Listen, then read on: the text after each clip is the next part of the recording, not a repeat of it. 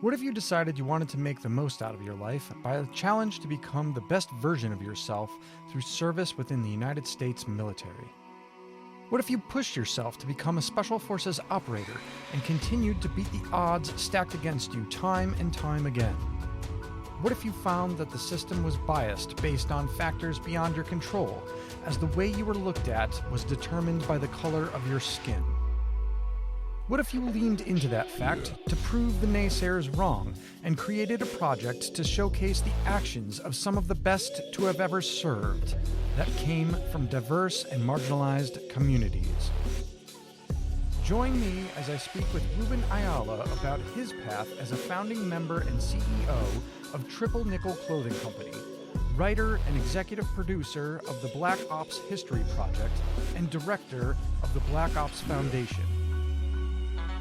This is Veteran Success Story.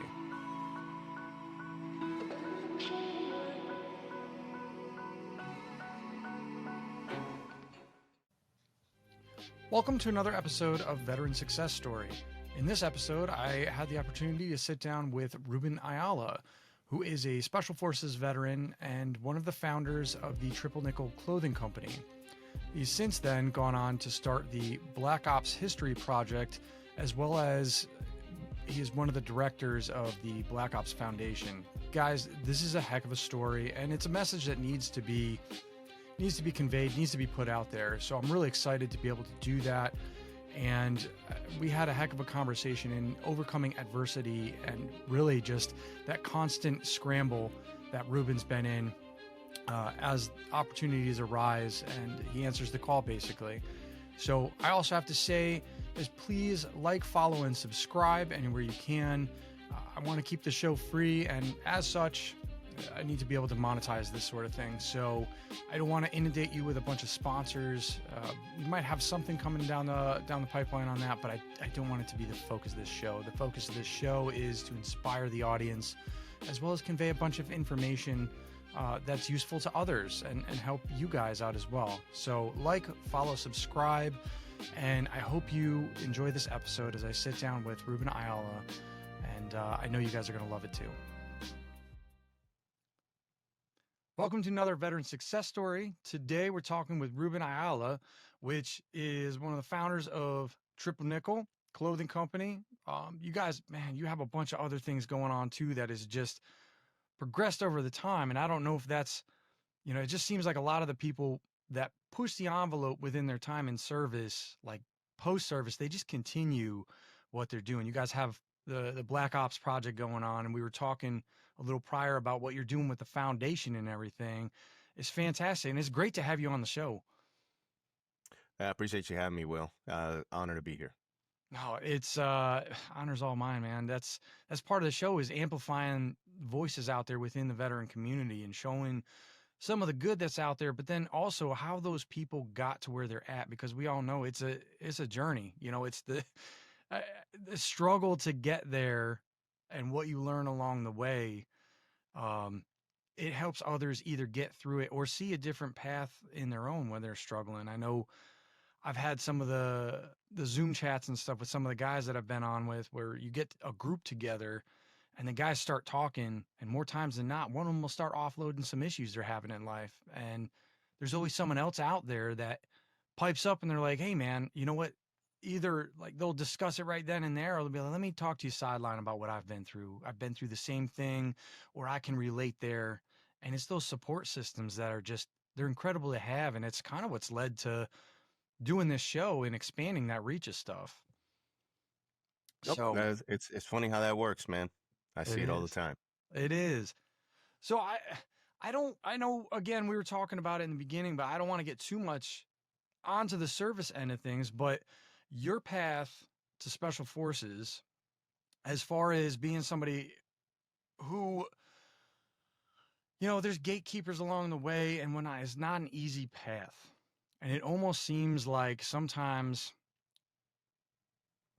there's no diversity within the groups. There's a lot of minorities and stuff that get pushed out or gate kept along the way. And I've seen it myself. I saw it myself in one of my selection classes. And I know I was talking about that gentleman beforehand during his swim test and stuff. And he was it was a guy from Chicago. Um, black man from Chicago that was just serving his country, and the amount of ripping into and ribbing that these people just went over and above on it. And then I just kept seeing it throughout. And I was just like, I didn't think too much of it at the time because I was just like, I couldn't relate. But then afterwards started thinking about it and I was like, man, like what is going on here? Why would someone rip into someone like that? We're all the same out here and we all met these qualifications.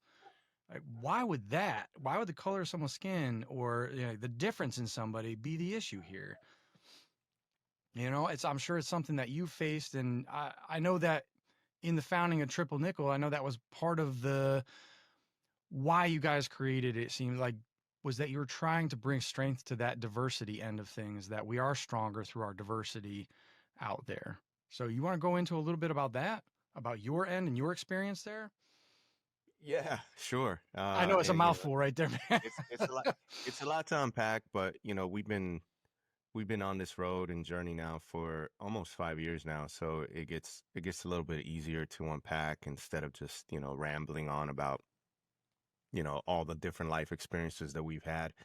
But yeah, I'll start off by saying bluntly that SOCOM is probably the most undiverse organization in the U.S. military, and it's not by design. I want to start by saying that, and I'm not going to sit here and state that, the organization is purposefully a, racist organization or anything like that.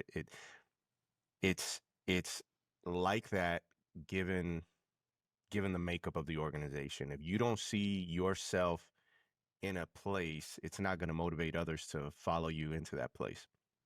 So with our work with Black Ops, which I know we'll go into, we've had a pretty good time in speaking with multiple generations of underserved veterans within special operations from the late 1940s to present, and Yeah. it's been awesome to listen to the stories of how we started to get minorities into special operations after JFK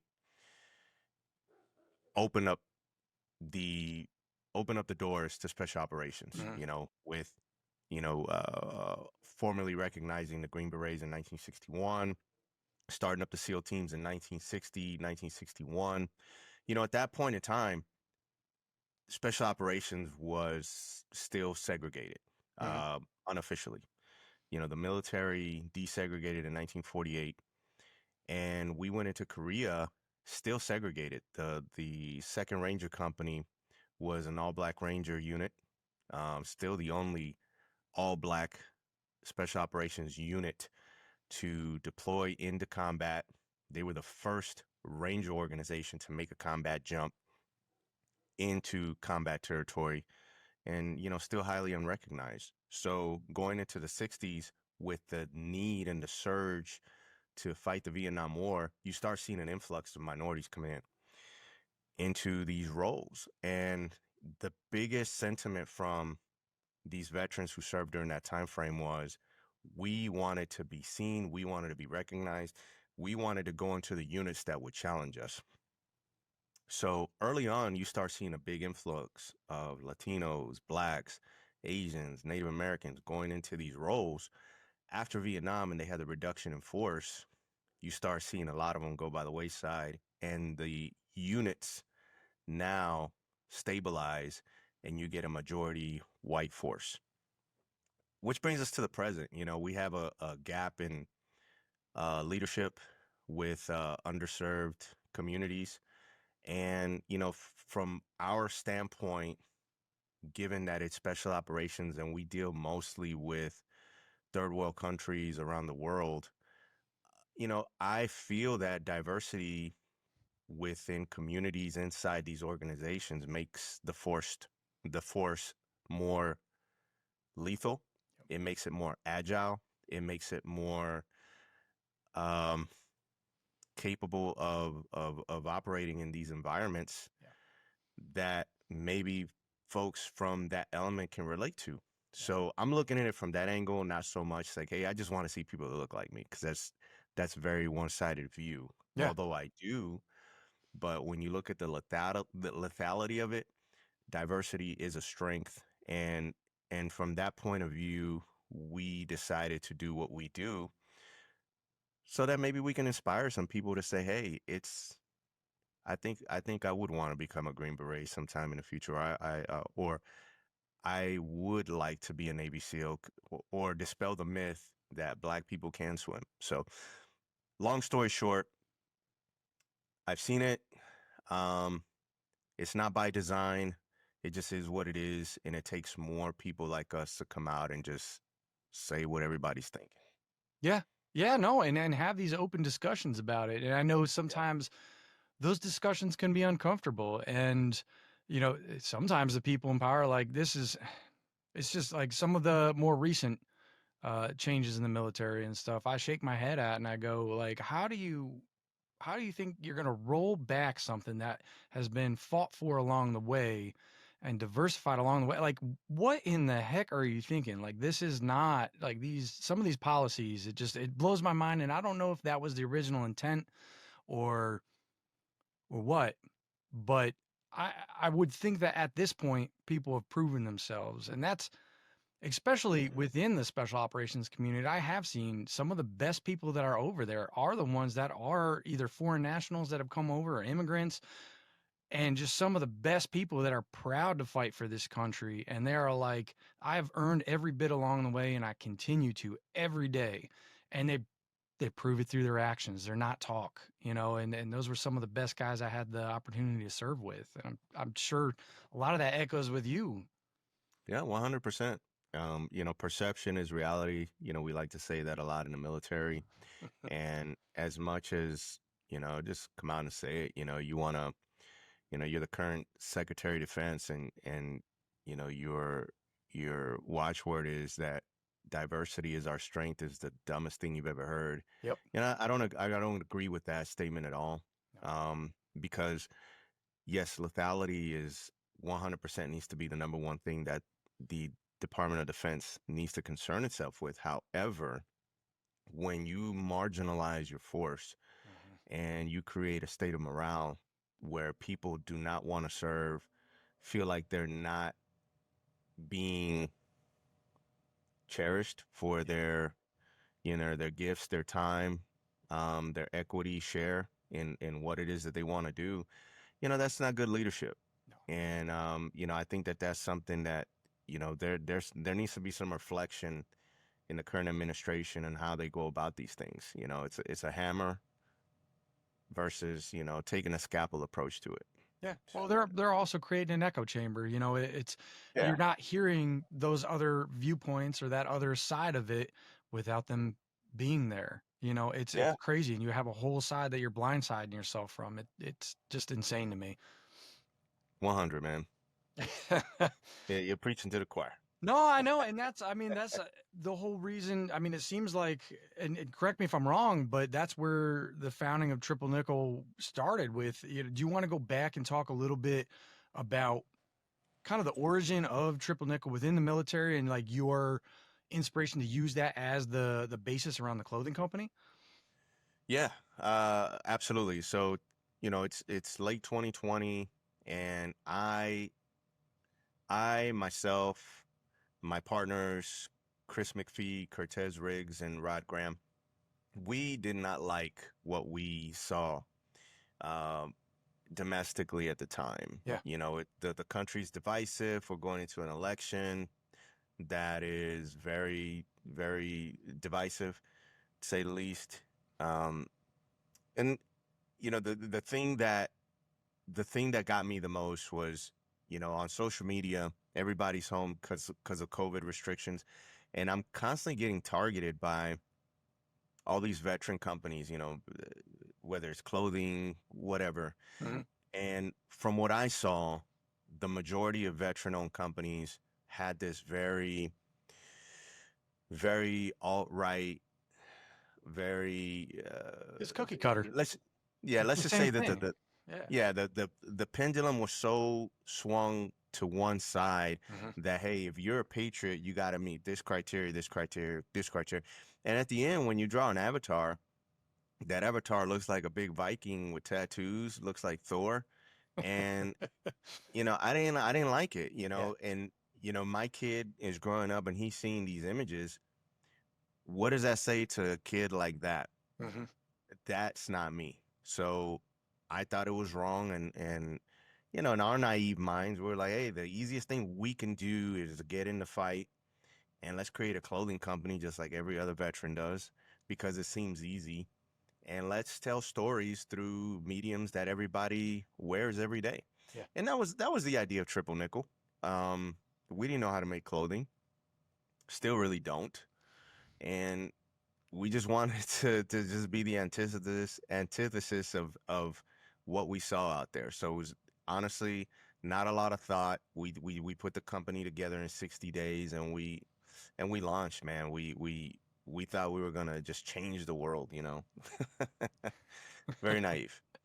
Uh, That's the same with any of the great ideas out there too. Anybody who's been at that point, you can do the analysis by, what is it, analysis by paralysis or paralysis by analysis. You just sit there and run your head around it, and then you never get anywhere. Or you could just do it and learn along the way, which is really on how, your background and everything, and some of the guys that you had mentioned there. You know, we adjust on the fly, and we're very good at it. And it's what that's part of the whole, I guess, American military mindset too. Is what is it? How are you going to fight someone without a plan, without a That's it. core plan? So Yeah. no, it's cool to see how you guys like adjusted on that end and everything. I mean, like, so how did you guys go about getting the deal with Kohl's there? I know they must have had like a diversity initiative at one point, and then would you just put in contracts and stuff for it, and then it got it back, and like, holy crap, we need to produce like time now. I heard a little bit of the story behind that before. Yeah, I always like telling the story. It's very much a Cinderella story. Um, there would be no triple nickel without COVID. COVID allowed us the opportunity to just be at home. Everybody who had a job was working from home, or their companies really slowed up. So that's the first domino. The second domino is the first Trump administration, bringing in, with President Biden after him. It created a scene in the country that allowed for open mindedness about certain diversity initiatives. Yeah. So those two things really allowed us to go into Kohl's. So Kohl's at the time, 2022, 2023, they wanted to search for independent brands that were locally owned. And going into Veterans Day, they wanted to feature a veteran owned brand who was relatively unknown, who had a open mind about the communities that we lived in, wasn't this far alt right Viking, I'm gonna throat punch you every 5 minutes type of vibe, and we fit the bill. Um, we had a photo shoot when we first started, and there was a girl in the photo shoot who happened to work for Kohl's and was in the Veterans Employee Resource Group for Kohl's. She was so moved by what we did, shared it with her employee resource group. This was like a year before we even got the offer from Kohl's. And Kohl's just happened to call us and say, hey, we're interested in what you guys are doing. We think it's dope. And I didn't hear from them for a year. And then a year later, like 2023, I get a call from Kohl's and they say, hey, I know it's a little bit short notice. This was like May Yeah. of May. Yeah, May. And we want to feature y'all for our November 2023 initiative. Can y'all produce 30,000 units of this 600 stores plus our e-commerce? And us being SF guys, we're like, yeah, of course we can do that. I mean, we do that all the time. And we didn't do that at all. And this was May. Maybe April, but I'm gonna say May. So and they were gonna be uh they needed us to have everything ready by September. So Mm. that's why I mentioned a month. So from May to September, we had to figure out how to ramp our operations, get 30,000 units, establish assembly lines, get the right personnel to fulfill all of that, so that an 18-wheeler truck on September, whatever it was, will be at our doorstep to pick up all these units and get them to the stores. So the learning curve was, yeah, I mean, it wasn't even like people say it was a steep learning curve. This was like doggone like a 270 degree learning. There was no learning curve. It was just like we had to just be bulls in a china shop and figure it out, man. So I love that story. The long story short, we made it happen, and it was awesome, man. It was one of those experiences that is a life memory, Hmm. that I always reflect on, and probably the hardest thing I've ever done, man. I was gonna say, I know that that's a make or break moment right there. Yeah. That's a no shit. We make it or we don't, and this is gonna freaking, if you don't, you're breach of contract and the company's done. Yeah, man. It caused a lot of like hard conversations between the Yep. founders. Um, I'm not gonna put our dirty laundry out there, but Yeah. to it's real, man. Because you're dealing with a company who's not gonna pay you, Yep. net such and such. I'm not gonna disclose that info, but it's not like you're getting paid up front. So you got to figure out how to fund all of this in a matter of months, how to print all of these items, make them logistically, get them to where they need to be. Yeah. Then you got to train up a force to make it happen to standard. And you got to do that day in, day out, day in, day out. And then on top of that, you got to be your own logistical resupply, figure out how to calculate the space you need for long road transportation, load it up effectively, label it effectively to go to 600 different stores. So it was so many things that we had to do, with a staff of four.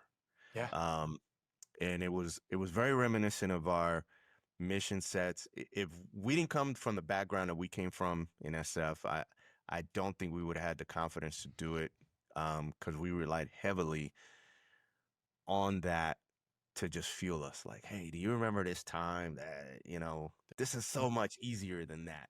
We had a lot of those conversations. So that was cool. Let's face it. Your take from it. Are you a better person from it, or are you worse off? No, man, 100% better off. Yeah, of course. The on the back end, we didn't get invited back to Kohl's. We didn't have enough sales throughput, which is their metric. Hmm. It's like they want to see like 50 something percent or something like that. And we were like real shy of it. Hmm. And at the end of it, I was just really happy that we, as a nobody entity, Yeah. got invited to that platform, and we sold like that much, with no marketing. Some code we drove across the country. Me and Chris, we were, again, man, we're stupid. We drove like from Texas to Las Vegas, and we stopped at like Kohl's along the way. And we would go to some Kohl's, and our shirts would be like in the bra section. And we would go to some Kohl's, and we would be like featured, and we would take pictures and be so proud and just stand in the store, and people would be like, well, can I help you? We're like, nah, man, we're just looking. Like, so it was cool, man, to start a company late 2020, November 11, 2020. And then by 2023, November, you are basically, in 2 years, you're distributed nationwide. Yeah, that's wild. That It is was very wild. wild, Yeah. real That's wild. one of those once in a lifetime, like it is. Like, and you're absolutely, that's not stupid to drive across the country taking pictures and stuff with that. I know what you mean. It is. You're proud of that moment and you celebrate that win right there. You know how it is the next day. It's like, all right, we gotta get off it and back after it and stuff. Yeah. But absolutely celebrate those wins, man. That's important too. A lot of people discount it and they're like, well, you know, but if you don't celebrate that win, you're not gonna be as hungry for that next one. 100%. Yeah, way better off, man. It was a great experience. So I appreciate you asking. So what led to Black Ops and stuff? I know I've seen, I think it was you were the first one to have Major Capers on, right? Like Correct. one of the first. Yeah, and present the Yeah. story. Yeah. So Black Ops, let me just preface by saying that everything that we've done to date has been almost almost a react to contact drill. Hmm. Nothing has really been by design. We threw the flashbang in the room just as a, antidote to say, hey, motherfuckers, we're here. Yeah. And, we're going to talk our shit. Hopefully you can curse on here. Oh, absolutely. You are not. This is Okay, all cool. about amplifying you, man, and like Okay, cool. you because people Uh, resonate with you. yeah. This is So, Ruben. yeah. So, it's 2020. We're talking our shit, throwing the flashbangs. We're the guys who have the audacity to say what everybody's thinking. And, nobody's going to challenge us on it. And that took us so far. We did the Kohl's thing. We're doing our thing as a clothing company. And what organically happened around 2023 with the Kohl's deal and the, kind of the notoriety we were gaining is now people are coming to us to make their clothing Mhm. organizations. So we set up this B2B um, arm of Triple Nickel, and we're working with a lot of different organizations. One of those happened to be the National Veterans Memorial and Museum in Columbus, Ohio. And we got invited up there to look at the gift shop, interact with the then CEO, retired Lieutenant General Michael Ferreter, who, we become cool. And one of the things that they were lacking at the museum was again, it's just going back to this term of diversity. Yeah. And how to make things exciting, how to make things relatable to people to come to the museum. So they asked us our thoughts. If we were kings for a day and we had our own exhibit, what would we do?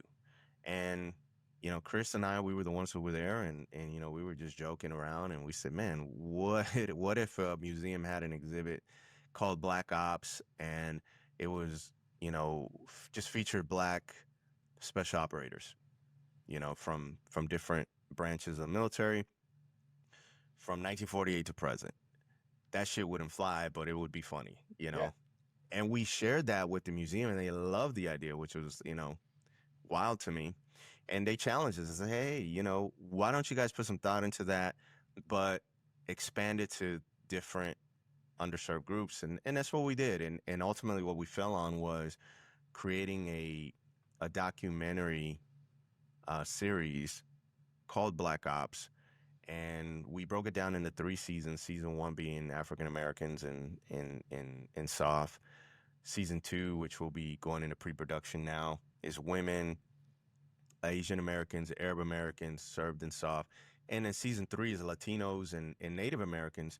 But the idea is providing an individual an episode each season that allows them the opportunity to tell their journey into special operations, how it was for them in their era, how it shaped their lives, and then what they're doing afterwards. Yeah. It has nothing to do with war stories.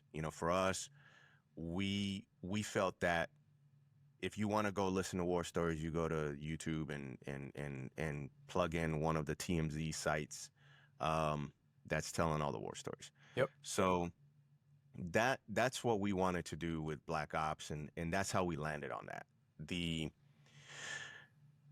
The evolution of everything else that we're doing with Black Ops just came from how do we best let people know that we are doing this documentary. So in order to market it, we came up with the roadshow, and that's how we got roadshows. And then we go to these roadshows in different towns, and people are like, "This shit needs to be a foundation. You guys are killing it.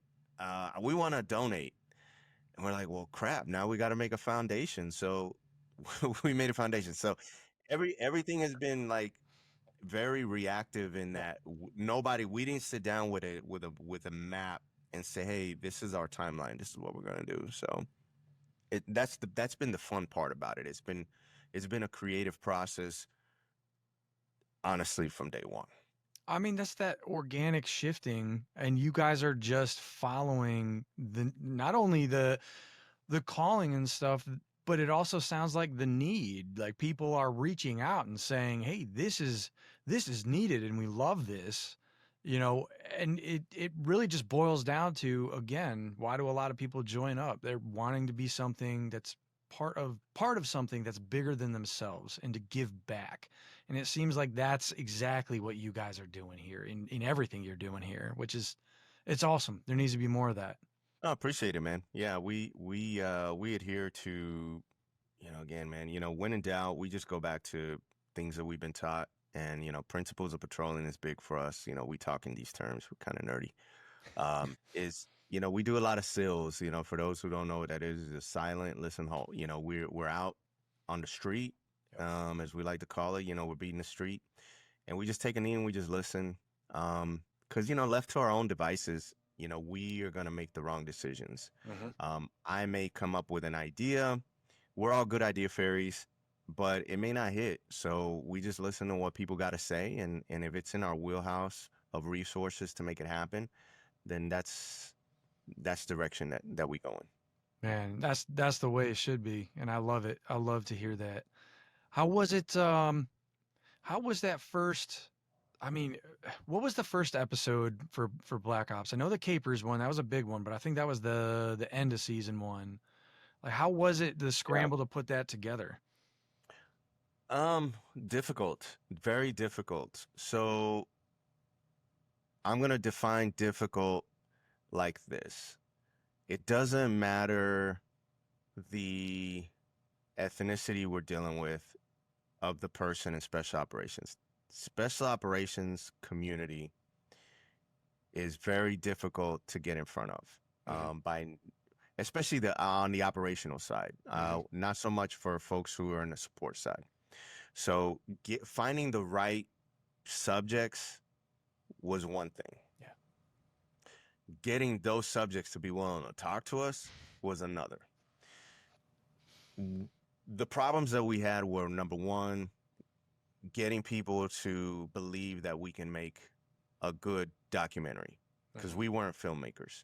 Yeah. We aren't a clothing company. We aren't like traditional clothing makers. So, there's the problem of getting people to believe in the product.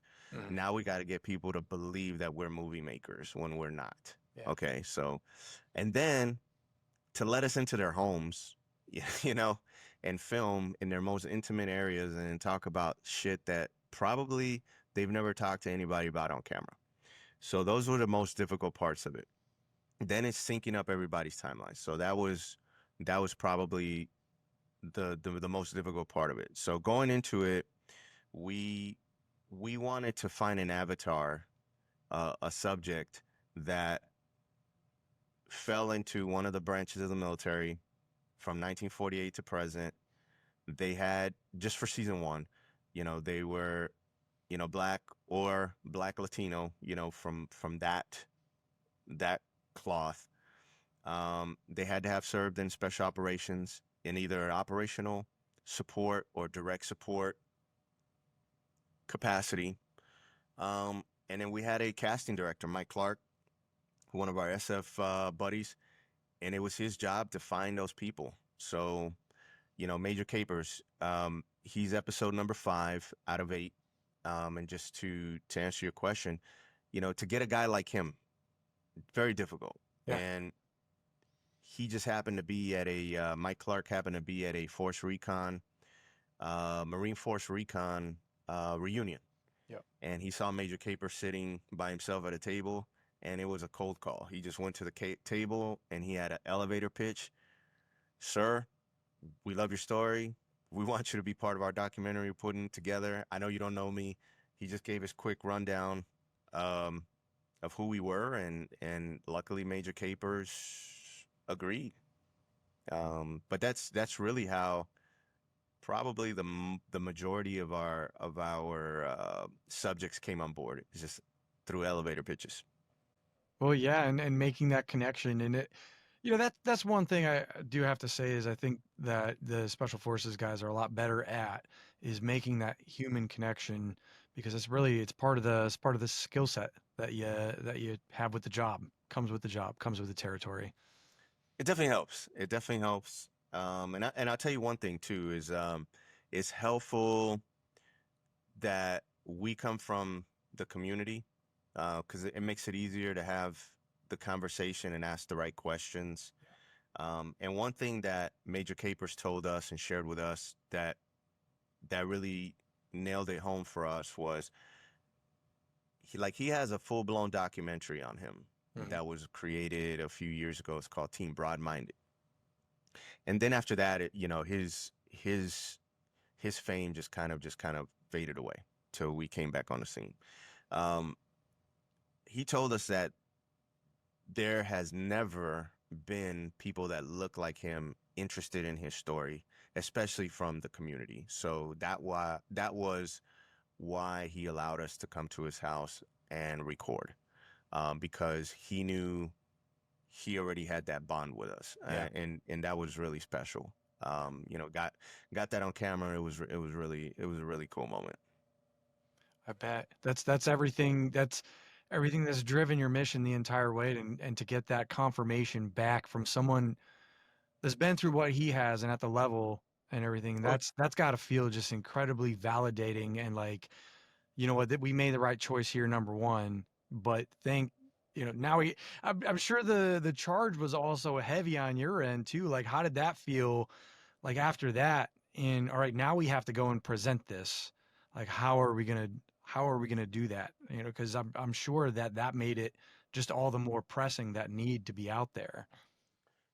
it's always hard, so season one has 8 episodes and really seven. The first episode is myself, Chris, and Mike kind of making our case on why we're doing this. So if somebody puts it on, um, they understand why we're doing it. It's not like we're victimizing ourselves. It's more, hey, this is why we're doing this. So those seven people, like I feel all of their weight and all of their experiences on our shoulders. Yep. We have retired General Remo Butler, the first black special forces officer to make general. Huge legacy. Yeah. To be invited into his house, have a conversation for hours on end about everything and anything, and tell his story, right? Good God, man. You know, um, to be able to look at his wife and his wife not being mad at us because we're putting out shit product, or his son, that weighs heavy. Mad Max, he's a Ranger Hall of Fame. The Ultimate Ranger has got action figures made after him.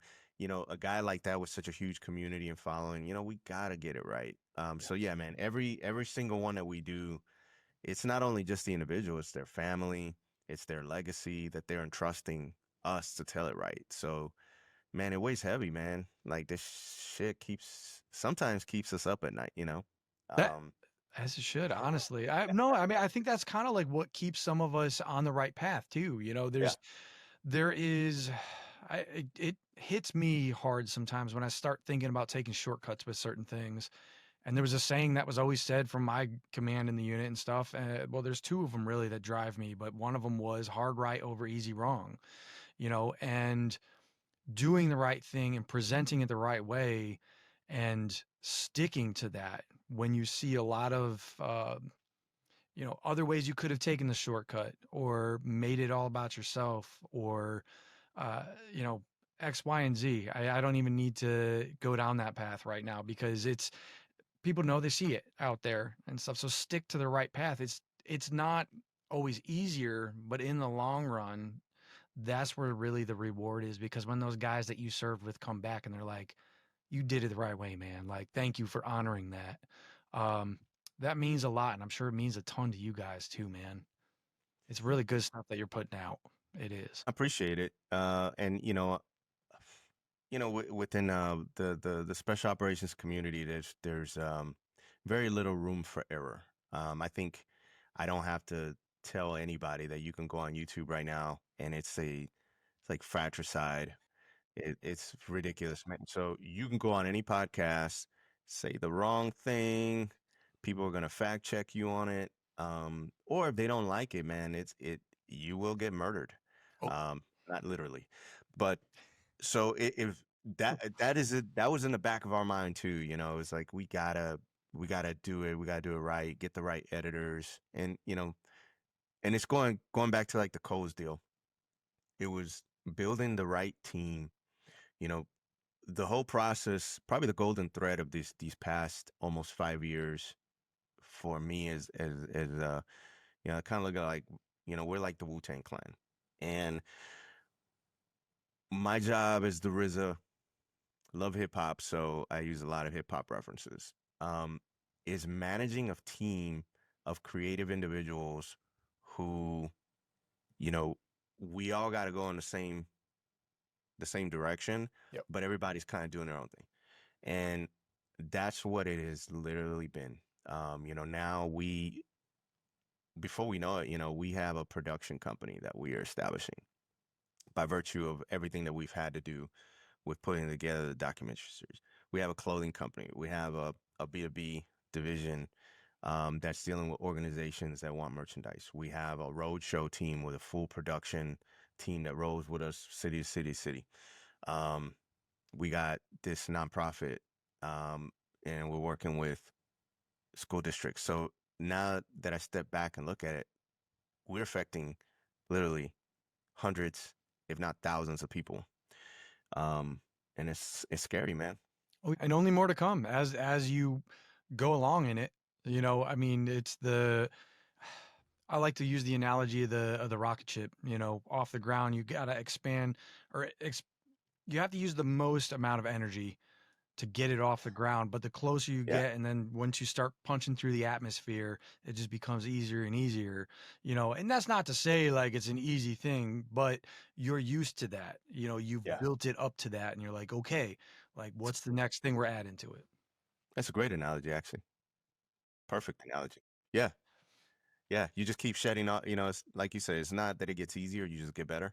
Yeah. And you shed off. Like the rocket ship. It's got stuff coming off of it. Yeah, it's a great. I like that. I'm gonna use that. Small improvements over time, man. That's everything along the way on this, and that's some of the stuff you said there too. I mean, with the fact to where you have to be humble enough to not become that person out there that is the spotlight ranger, if you will, um, with pointing at itself. So behind me here that with the book end of things, I had somebody reach out during everything, was like, hey, uh, I do things on stolen valor and whatnot, and I looked you up, and I've done a exhaustive research on the back end, and I just wanted to say thank you. And I'm like, what do you mean thank you? It's like, thank you for not being fake, not being one of the freaking ones out there that's bull, because there's a lot of it out there and people just don't know. That's what I do as my hobby on the back end, but I'm an investigator on this stuff. And I was like, oh, I had no idea, but all right, thanks, man. I appreciate it. you know, but it just took me back. But there is like, and I almost think that's kind of some of the reason why some of what's going on out there. I had a discussion about this earlier today, actually, with somebody, is that um, it is easy to fall off the right path. Um, it is. And people want truth, and people are these days are going to hold you accountable for it. And in one way, it's good. It's good in that way because there are eyes on you and you are supposed to be an example.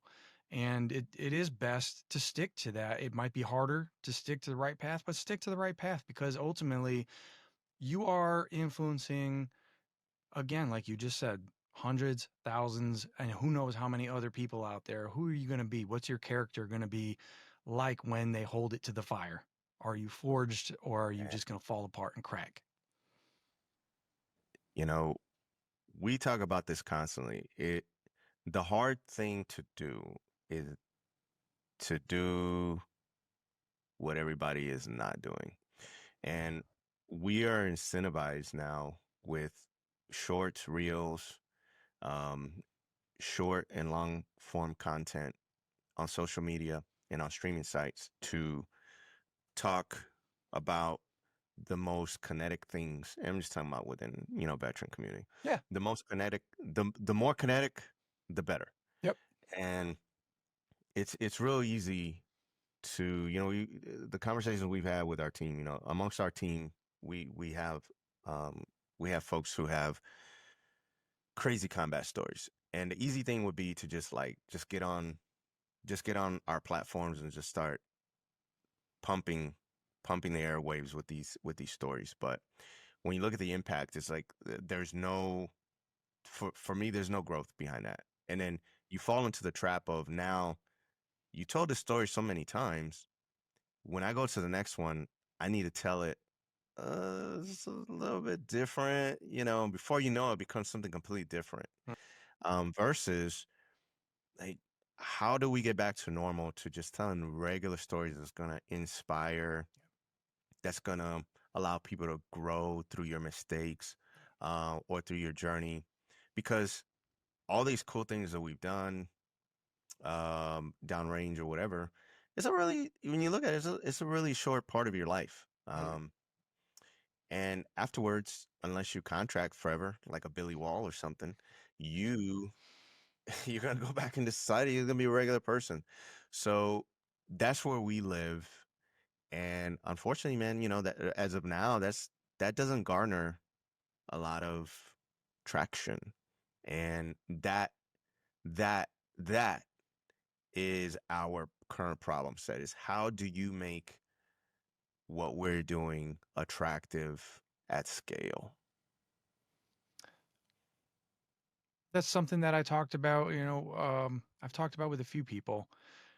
And I do think that that end is changing for people.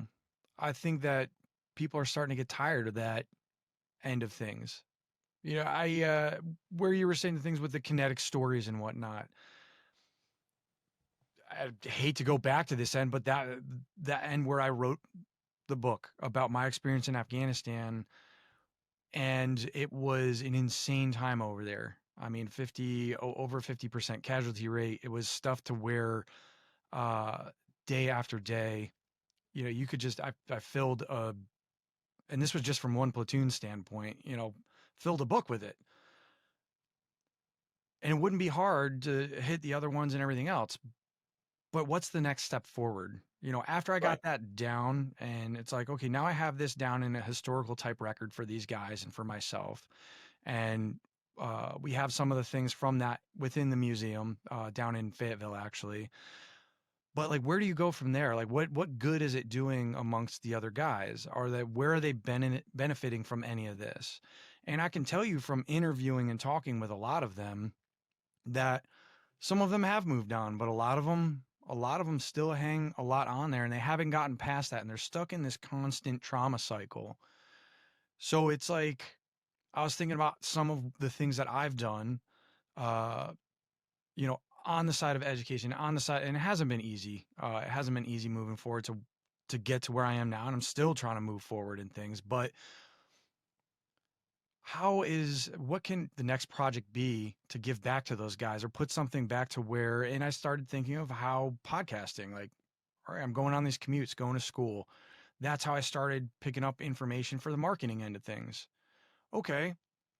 Uh, Started bringing stuff to the professor, where they had questions and I would answer it in a complete different way than the curriculum. And they're like, where did you get this information? Like, how are you coming about it in this way? I mean, it's not wrong at all. Like, it's just 3 steps above what we were teaching here. This is undergrad.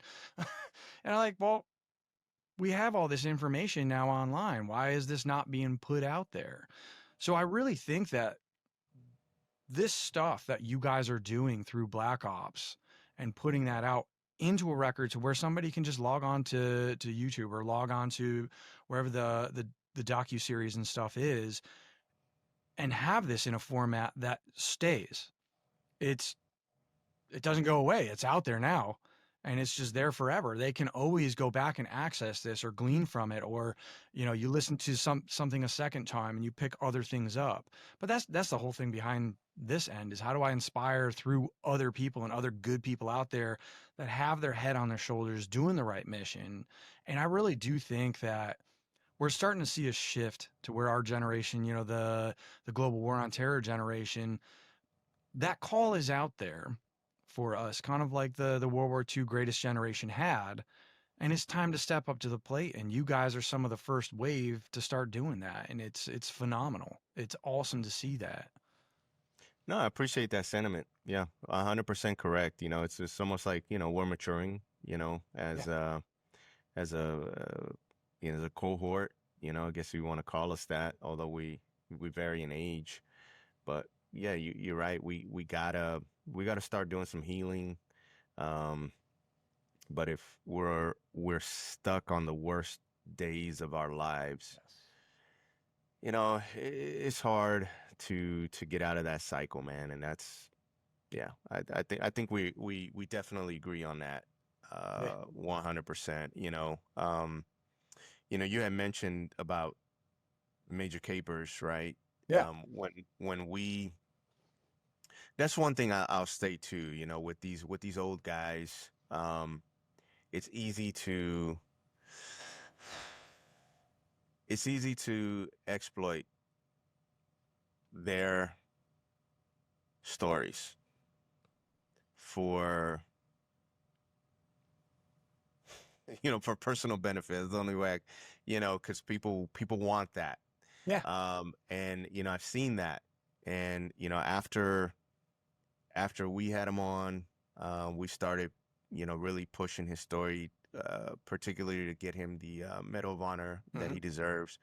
Is following that, you start seeing invites to other platforms, and it's just focusing on one thing, and it makes me a little sad, because it makes guys like that very one-dimensional. And they're a whole spectrum of stuff. I know I threw one of them, one of the guests for a loop because that's what he does. He comes on and talks about running and gunning and, that fight end of things.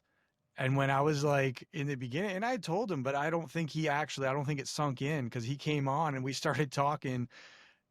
And at the end of the show off camera, he was like, man, that was not the typical interview for me. I'm like, what do you mean? He's like, you didn't want to know about any of that. And I'm like, no, I want to know on how you got to where you're at. I want to know the framework. I want to know the struggle you've been through because Yeah. there are other people out there struggling. There's a lot of pain out there within um, the community. And yes, how dare you boil it down to that person essentially being their combat story. They are so much more than that. That's something that they went through in that hurdle, but it's like, how did you get through that? How did you get through that, past that? How did you reintegrate into society? And what are you doing now? What did you find successful for you? And to get those answers was great, but it was funny because he did afterwards say, like, I have not been on anything like this. I'm like, well, I'm sorry to throw you for a loop, but that's what I wanted to know because I don't see as much value in those stories. 100%. There's a definitely a time and place, especially with context, right? Because there could be leadership lessons learned, there could be adversity lessons learned with those types of engagements, but just to dwell on them just for reels, shorts, clicks, clickbait. Yeah, Yeah, I think content. that's yeah, it's kind of played out to me. Yeah, well, and it's the the unfortunate part is the algorithm and stuff. I mean, let's face it, like a lot of this stuff is turning into what people see as their entertainment platform. They're not turning on the television anymore to watch a full length 2 hour. They're scrolling through their phone, or a lot of the new generation, YouTube. Huge. All of them, every single one of them is on YouTube, and um, my kids don't even know what a freaking commercial is. They're just like, what the heck is it? Why would we even be watching this? Why does this show up on Nana's TV? Like, what is this? It's just Yep, funny to me. I understand. Yeah. But what's you guys are heading into season 2, Yeah. right? What's are you currently taping now or No, right now we are, uh, when I say pre-production, yeah. it is back to square one. It's finding the right avatars. We have, I would say, about a 70% solution of folks that we know have already committed. Yep. Um, but it's finding the remainder, locking them in, and taking the lessons learned from season one and applying them to season two. Nice. And, for those that are inspiring in film or anything like that, what that looks like is we went into season one very similar how we went into Triple Nickel, very similar how we went into Kohl's. We, we have a saying, we use free flow a lot. And what I mean by free flow, for those who don't understand what I'm saying, is we are so well in we're so well indoctrinated in finding work amongst ourselves. Is okay, we're gonna make this season one, and I know that we're gonna have to film. We need an executive producer. That's gonna be me, and I'm gonna do everything an executive producer does, even though I don't know what an executive producer does, and we're just figuring it out as we go. And as we go, we're like, holy shit, this is not how it goes. So it's taking those lessons learned, doing pre-interviews, so we know when we get to that person's house, it goes so much smoother. We know exactly now how many cameras we need, and so all of those things. So by next year, we're going into filming, and instead of a 12-month period to do everything, we're giving ourselves about 2 years to put out quality work. Oh man, Um, that's gonna be excited. Like I'm and excited to hear that, man. That's gonna be awesome. yeah, man, and we got some like really cool folks, man, that are lined up for this, man. Like we got some of the females that we got, coming from the tier one side of the house, that are now doing amazing things. Like I'm excited to tell those stories. Heck, Not that because we're advocating for any specific thing, but just because they got cool ass journeys. Like, how do you go from this to being top tier, that I want to know about that. So yeah, so that's kind of where we're at with it. We have two more episodes that still need to be released that are currently being edited on season one, and that'll be complete. very cool. No, that's awesome. So we're I know we're coming up on time now, but where can people find Triple Nickel Clothing and where can they find the Black Ops project and some of the other stuff that you guys have going on? Yeah. So take pen and paper out. Oh, I'm gonna put So you all in the description links. People are gonna be able to just go down and do the click because yeah, honestly, that's how people work. If it's not within a click or two, it yeah, never gets gone to. So don't worry, I got we you on that way. cool. I appreciate it. Yeah, we're in a season of house cleaning right now. But right now, if anybody wants to shop, Triple Nickel Pure, just go to triplenickel.com, Nikel. That's how it's spelled. We're in the process of separating our business to business and creating a whole separate website for that. As that business grows, um, we are getting ready to launch Black Ops TV, which, I'll talk to you about offline. But, Black Ops TV, again, is another React to Contact reel. We have been placing everything on Amazon Prime. That's been our distribution, you know, vehicle Yeah, for Black Ops, and it's become a little tough to work with. Not very user friendly. So that's forced us to create our own platform so we can push out this content. And through that, we realize like, well, we're going to need a lot more content. So because we've created this framework, it's a great opportunity to invite other content creators, um, a space to put their stuff on it and earn revenue that is higher than what you can get on other platforms. So that's the next thing, and that's where the content is going to live. love it. And then we have the Black Ops Foundation that we have just developed. It's just been approved by the IRS, And through that, we're doing youth mentorship. We have a pilot program that's standing up early 2026 with the Duval County School District in Florida.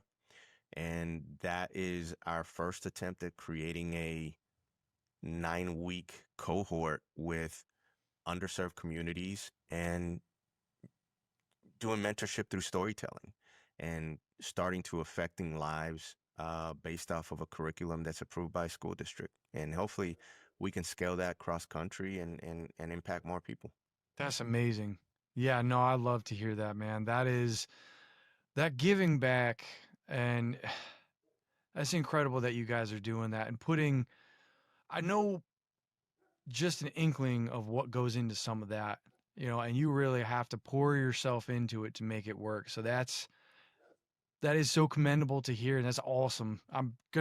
For those that are listening and stuff, go and check the description links because I'm gonna put everything in there. But that's incredible, the work that you're doing out there and what you've built through this and continue to grow through this. So it's amazing. I have to say thank you.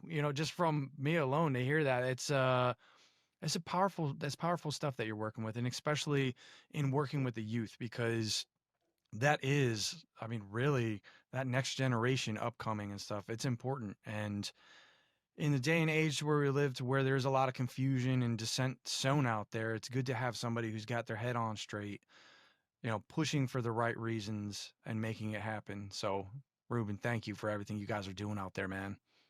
I appreciate it. I appreciate the opportunity just to talk about it. It's always, I'm always thankful for that.